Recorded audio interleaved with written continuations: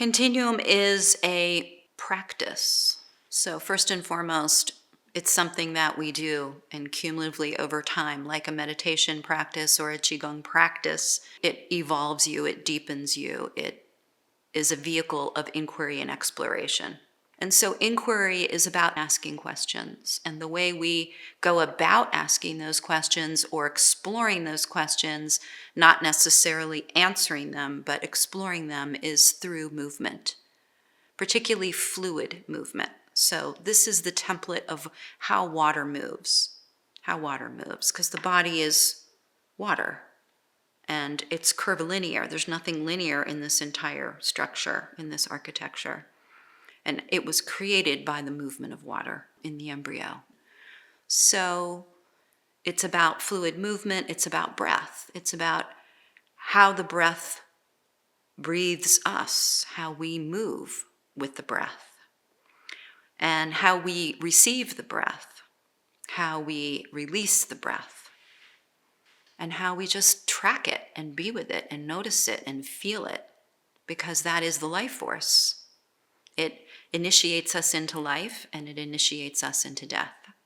And then sound, vibration. So we're interested in sounds, not in how they sound, but in how they feel. We're interested in using sound as cues or impulses or sources of stimulation for movement, because the essence of motion really is frequency.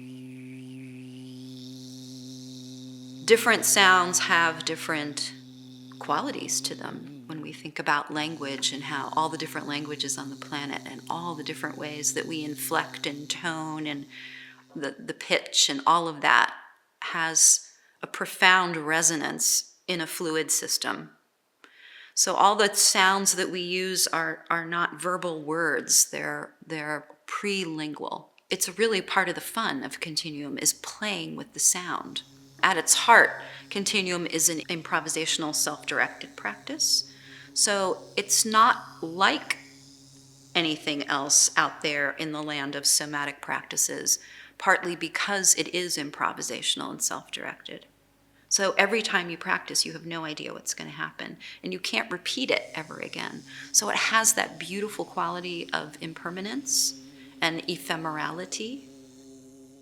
Then we bring in attention. Where is the attention happening? And so when we practice Continuum, you are engaging your attention in the felt sense experience. So we're not in a cognating, analyzing, conceptual place when we practice. We're in a sensing, feeling, interoception place. It's very much about being present and present and present. And so those are really the 5 pieces to Continuum: the fluid movement, the breath, the sound vibration, the attention, and felt sensation. And then holding it all is inquiry. And the inquiries can be about anything, even just the basic inquiry of, what am I? What is this thing we call a body? We don't really know that answer. We're still asking this very fundamental question as a species. So Continuum is a way of answering that question. And it's not that we don't make meaning. We make a lot of meaning, but we're more interested in the experience. Because as soon as we bring sound and fluid movement into our experience, we come out of a kind of civilized, organized, patterned way of being. And most of us are very organized around patterns and habits and behaviors that are learned. So Continuum starts to dive under all of that and deconstruct all of that so that you can find out, well, yes, these are patterns and habits and behaviors that make up who I perceive myself to be, but what else is there? What else? So Continuum's like that. What else? You go into it every time you practice. What's here now? What's here today?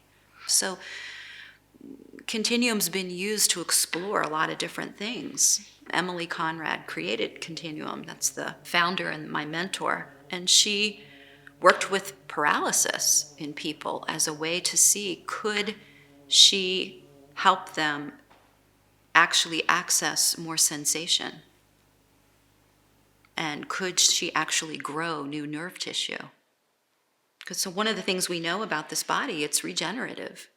So I think we're just now, at least in our scientific understanding, coming to a place where we're really trying to harness, well, what does make the body regenerate, actually? So for us in Continuum, we have a mascot that we admire and look to as for inspiration, and that's the octopus. It's like the ultimate fluid mover, the ultimate being that really understands shape-shifting and metamorphosis and elasticity, which is inherent in this system. So, we have this incredible overlay in our current, particularly Western culture, of mechanization. And, this started a long time ago, looking at the body as a machine, but it's not at all. Again, there's nothing linear in here. This is an organic structure that evolved out of the ocean as part of the web of life.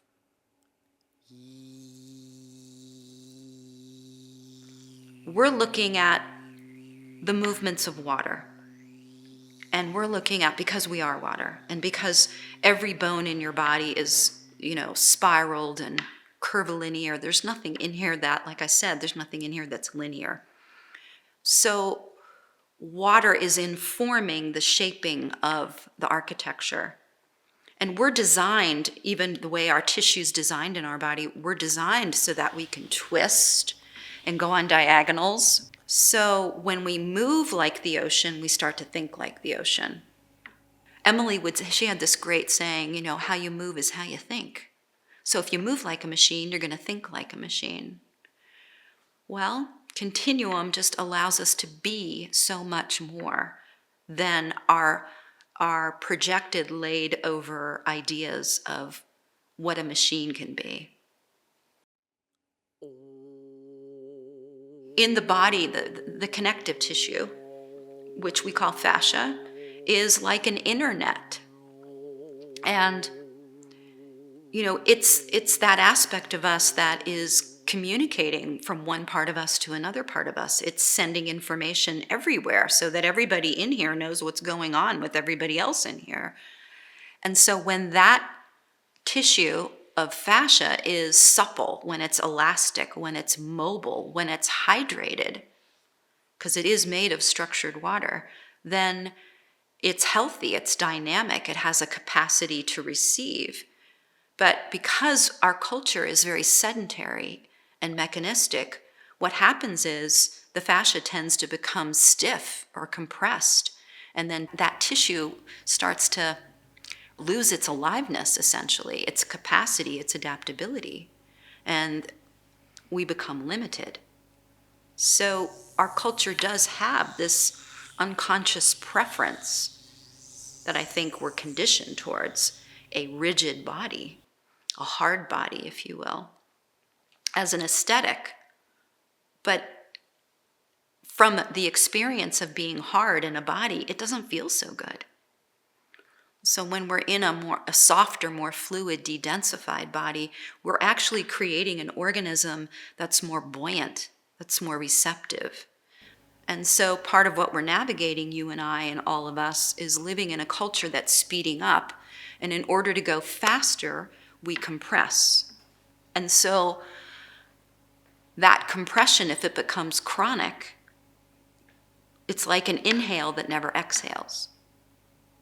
So Continuum takes us into that exhale. And that exhale gets bigger and deeper and wider and fuller. And then we come back into the inhale. Well, the inhale's different now because we've gone into a big exhale. So over time, that symbolic and literal shift in the tissue of being able to inhale deeper and exhale deeper changes our relationship with everything and everyone, most importantly, ourselves.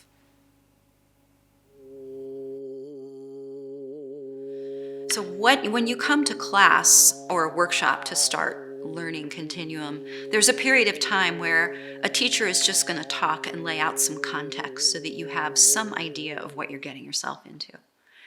But eventually you're going to lay on the floor and you're going to experience making a sound and feeling that sound, and then seeing if you can feel a little bit of reaction to that sound through the fluids of your body. So it might start with something as simple as your hand or the side of your head. Can I feel sound here? Again, it's not about how the sound sounds, it's how the sound feels.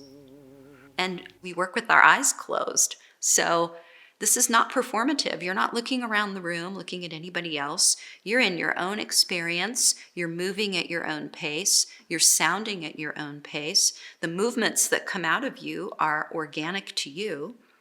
What we're asking, or what we're inviting people to really explore, is the fluid aspect of it. So if you find yourself going into some kind of pattern that you know from ballet or yoga or something, you pause. It's not that that's wrong, but you already know that. Your body already knows that pattern. So what else? What else?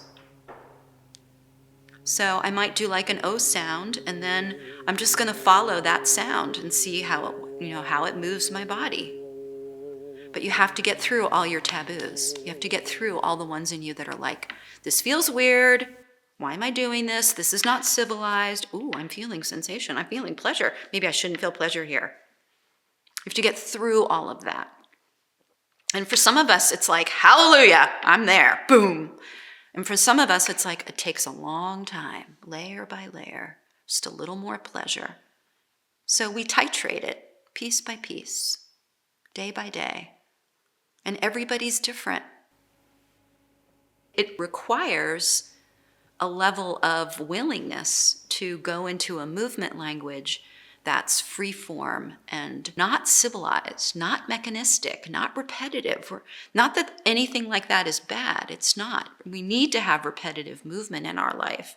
But if that's all we're limited to is just repetitive habitual movement, we're missing out on this enormous repertoire of possibility. Movement is It's a language that we all have been speaking forever and ever and ever, that we have unconsciously limited. And we've placed taboos and judgments on it, particularly fluid movement. And if you give yourself permission to enter this arena and move your body fluidly, you will start to feel so much pleasure and eros just in the movement. And eros is, to me, eros is really, this is the life force that we're all participating in while we get to be embodied in this phenomenal realm. And so to the degree that I can experience my life force and have the vitality and the aliveness to be present in the world and to experience whatever it is I'm experiencing, or create whatever it is I want to create. I'm not enacting some sort of pattern I learned from someone. It's coming through me. It's being expressed as me in that moment. So there's this quality of continuum that's really about newness, the importance of newness as nourishment, as an evolving process. When we try to concretize and calcify this situation, and this is me, I'm staying here in this lane, and I do these things, we sacrifice a certain amount of vitality, because newness, when we experience new things, when we meet new people, when we are in that realm, it's a source of nourishment. For an organism, that's all about evolving, growing. Like, we can actually evolve and grow until the moment we're gone. It's a choice. It's a state of awareness.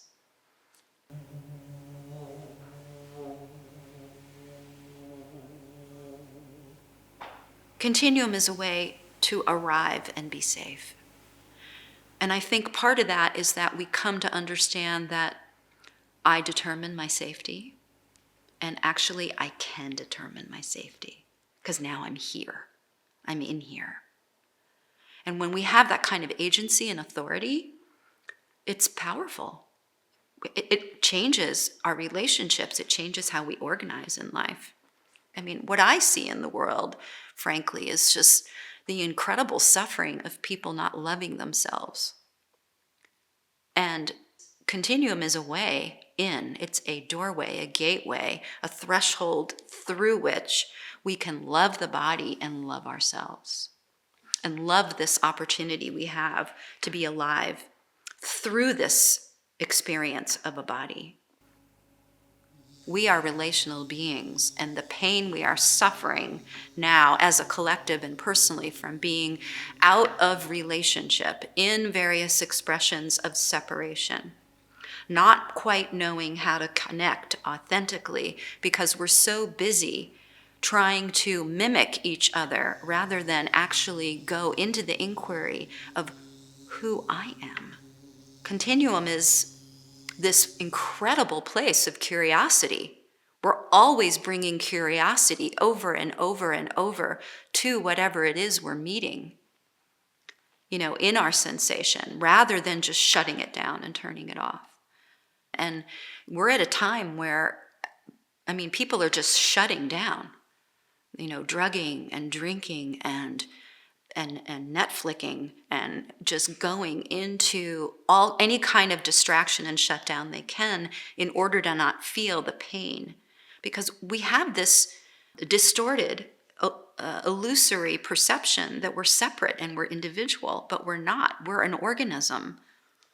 Like all the cells in our body create our body. Our body is a cell in the organism of humanity and in the organism of the planet. And this planet is a cell in the organism of the universe. And Emily Conrad would say this. She would say that all the water everywhere, whether it's in a cell, in a body, in an ocean, in the universe, all of it is one resonant whole organism. And I would say that our very cutting edge current science is finally corroborating this. That's exactly what it is.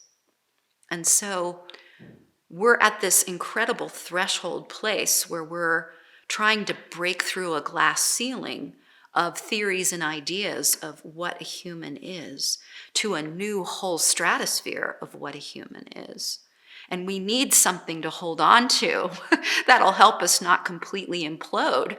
And I think Continuum is one of the things. I won't say it's the only thing, but one of the most beautiful possible practices to support us in meeting a whole new paradigm that we're facing.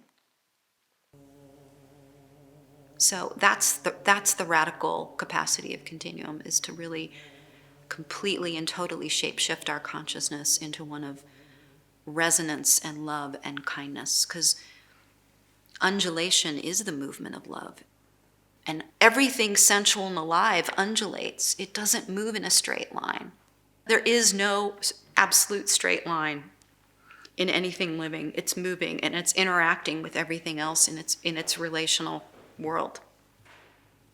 And so, one of the challenges in coming to Continuum is, can you allow yourself to experience wave motion, which is undulation? And you think about where we see undulation. Well, it's in hula dancing. It's in belly dancing. That's, you can see it really clearly. It's also in lovemaking, right?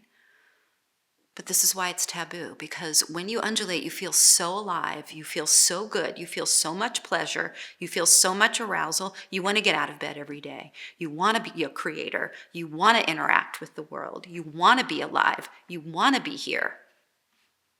Yum. I want that. That's what I want. That's what I like.